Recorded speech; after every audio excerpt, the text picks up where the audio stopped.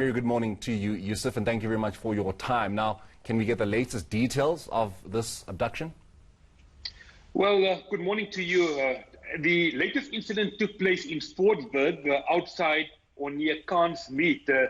The owner of the store, his son, was coming to the business at about 9:30 yesterday morning, when from the video footage we've seen, he is confronted by two men.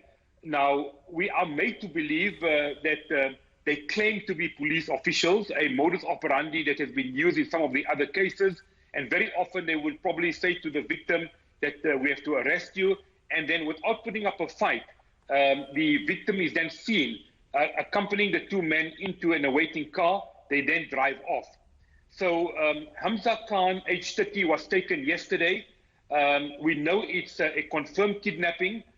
Obviously, we can't give details of how much or what is the extent of the investigation, because the life of the victim in any kidnapping case comes first. But the little bit of information we know is that it seems to be the same modus operandi in at least 3 or 4 other cases we've seen in the Fordsburg area of Johannesburg.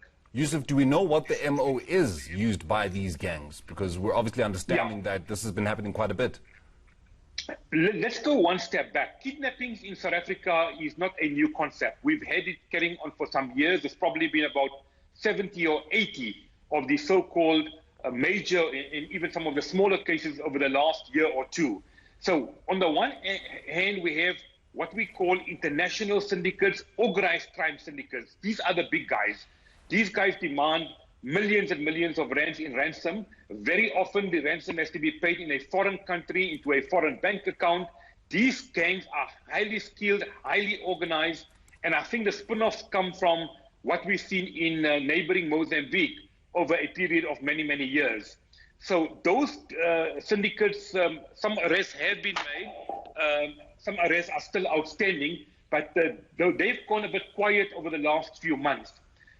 We know that the Cape Town businessman Noor Karim Mohammed, he was kidnapped outside his business in Epping around this time last year. It's almost a year where he has still not been freed. Now we come to what I believe is the so-called copycat syndicates, the so-called smaller gangs. We've had at least 4 recent cases in the Fordsburg, Mayfair area of Johannesburg.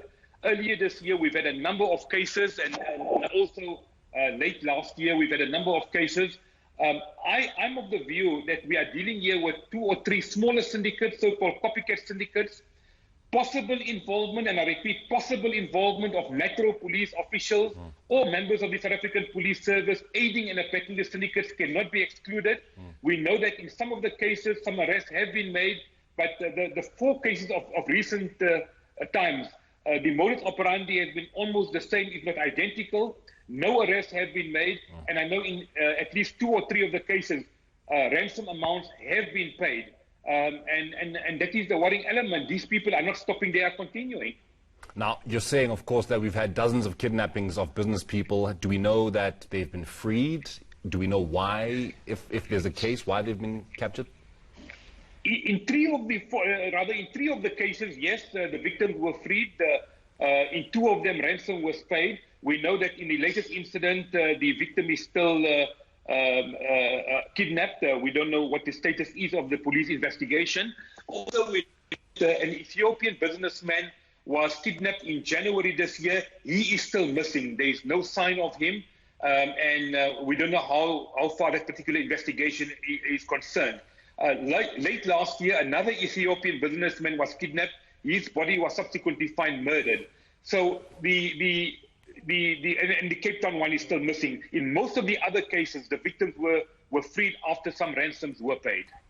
Yusuf Abramji, who is an anti-crime activist, thank you very much for your time.